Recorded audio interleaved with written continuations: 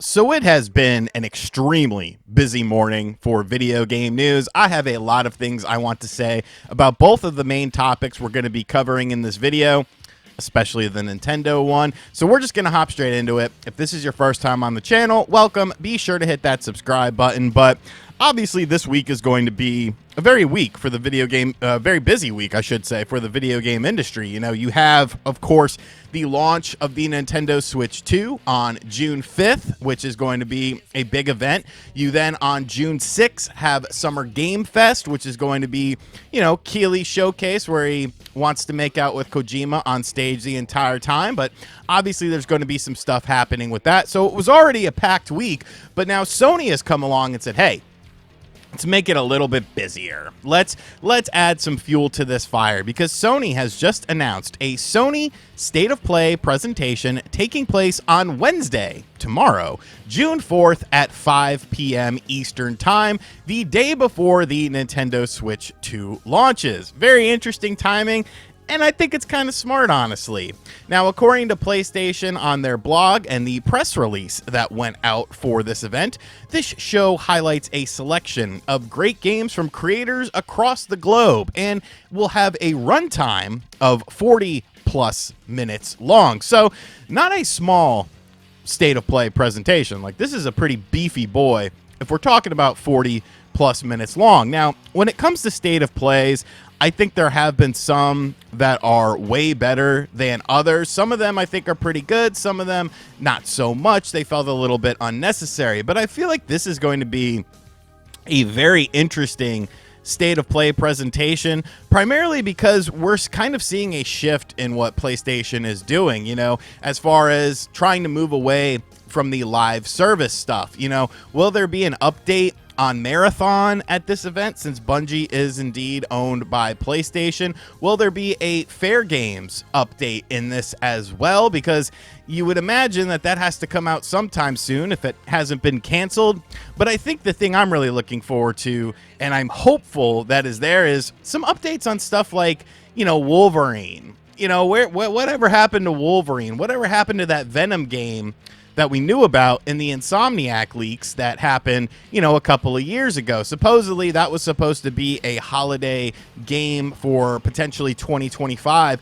And if that's the case, you know, what's kind of the status of that? And really, what does Sony have up their sleeve during this transition period of moving away from the games as a service and trying to focus more so on what they are known for? Now, do they even necessarily have to do something like that? Because Xbox has been subsidizing PlayStation with a lot of games, and many people anticipate the potential for Starfield to be announced at this event, which, I mean, it was a pretty good game. Like, it wasn't the worst thing in the world. I don't think it's as good as some of Bethesda's other games. Like, it's definitely not up there with, you know, a Skyrim or a Fallout game, but I think it's all right. And if you're a PlayStation owner who hasn't played it yet, you know, you could get some enjoyment out of that, especially considering they've been doing updates to the game and whatnot and adding in additional stuff to it.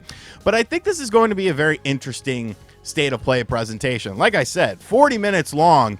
You got to have some stuff in there. And like, I get it. You'll have your smaller companies. You'll have your announcements about random stuff with the people on the screen probably talking and stuff. The stuff that nobody really cares about in these presentations. You know, at least I don't. Like, I'm here for the games. I don't need a detailed explanation. You could do that on your YouTube account. And if I'm interested in the game, then I will watch the said event that you have talking about things. But yes, Sony State of Play happening tomorrow at 5 p.m. Eastern Time. I will make a video reacting to it, of course, because it's just going to be a busy week for me, and I am completely fine with that. But the week is actually getting much busier, and this is something that we've actually talked about previously on the channel, and I have a lot of things to say about this, because I feel like it is not as simple as a lot of people make it out to be. So you might remember a couple of weeks ago or so, I want to say it was like probably 2 weeks ago or so. When talking about the Nintendo Switch 2, the system, of course, comes out on June 5th. And what is normally happening within the video game industry is that many YouTubers, many press websites, many journalists and whatnot will get early access to things. They get early access to games, of course, and, they get early access to systems. I sometimes get that early access as well, depending on if the company likes me or not. And let's be realistic, there are a lot of companies that do not like your boy.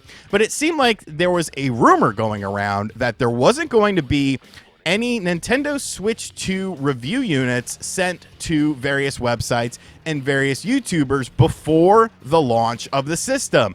And people celebrated that because, there's not going to be any leaks. But to that, I would always say, what is actually leaking? Like, Mario Kart World is really the biggest kind of unknown, and we've seen a lot of that game. Most of the other games are third-party ports that you can't really leak a game that's been out for a couple of years and is available on other platforms. But it also, on the other hand, seemed a bit strange that would be the case. Well, it turns out that is the case, and I have a lot of things to say about this. So this is coming to us from Video Games Chronicle.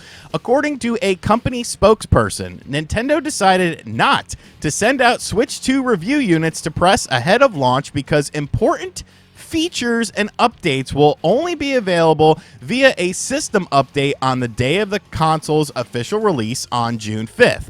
It did not say what these updates entail or explain why the media wasn't offered the opportunity to review its launch games like Mario Kart World and Switch 2 Welcome Tour at in-person events instead, like it did previously with console launches such as the Wii.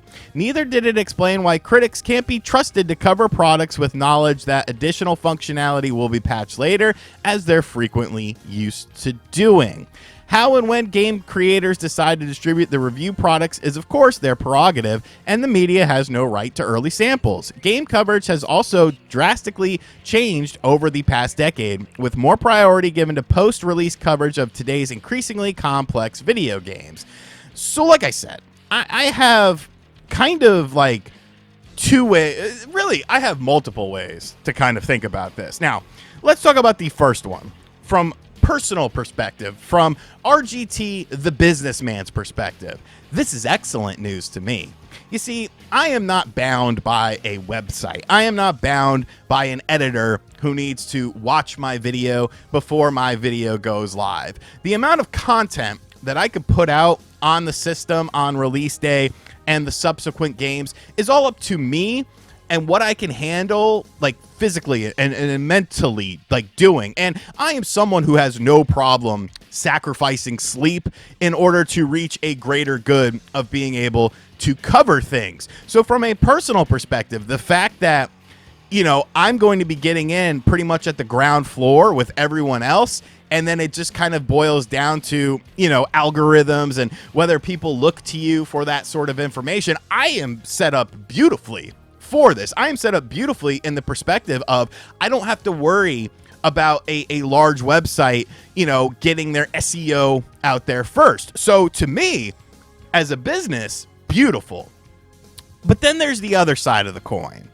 And I understand that people do like the element of surprise. And I do find it interesting that they're saying features are not available at the launch of the system until that patch is done. So a lot of people are thinking, well, maybe there's something up Nintendo's sleeve. Maybe there's something that they haven't mentioned or something like that is being added into the system.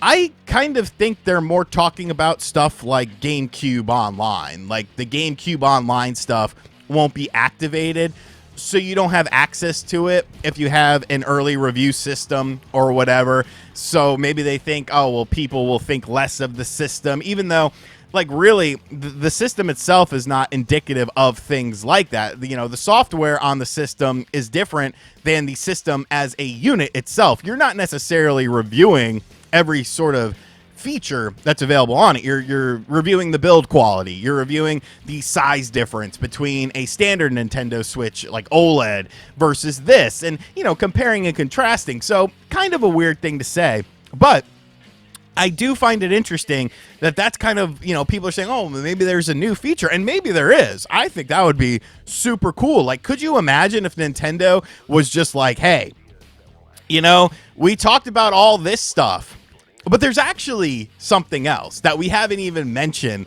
that is available on the system. I think that would be a nice little Easter egg. But then we do get to the problem that I kind of have with this. And like I said, this is not a personal problem to me because I'm going to do what I need to do in order to make this sort of happen. But you will have limited coverage on a lot of these third-party games.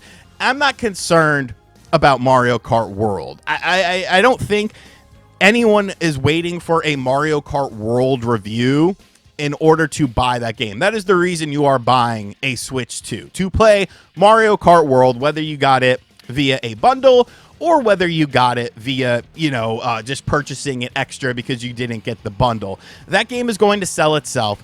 Honestly, that is the game that could have potential leaks involved in it. As far as the open world segments are concerned, maybe there is some additional sizzle to that steak within it. Like I did think yesterday we talked about the wave race inspired thing. I thought that was super cool looking. Maybe there is some kind of fight system, like a boss battle, kind of like Diddy Kong Racing had or something hidden within the worlds or something. That to me is cool. It's the third party games though. And so many people said to me, well, if the game is good or not, because it's already released. You already know that Street Fighter 6 is a good game. You already know that Cyberpunk 2077 now as it stands is a pretty good game. You already know Yakuza 0 is a good game. And it's like, well, yeah, it's a good game on other platforms. We're not necessarily talking about how the game is in terms of, the story or the gameplay or the gameplay mechanics. We're talking about the port itself, to see if it is a good port, to see if it has glitches not present in other versions of the game-breaking bugs, quality issues that are not prevalent on the other platforms. So that's kind of, a concern for me, because I feel like there might be people out there that end up buying these games just because they like the cover art or something, and, they didn't do any due diligence, and then they're going to be upset if, for whatever reason, the port itself of the game is not quality. So I think it's a very yin and yang thing. It kind of just depends on how you view things. And I understand, a lot of you guys that are watching this video, you are tapped in. You're watching RGT.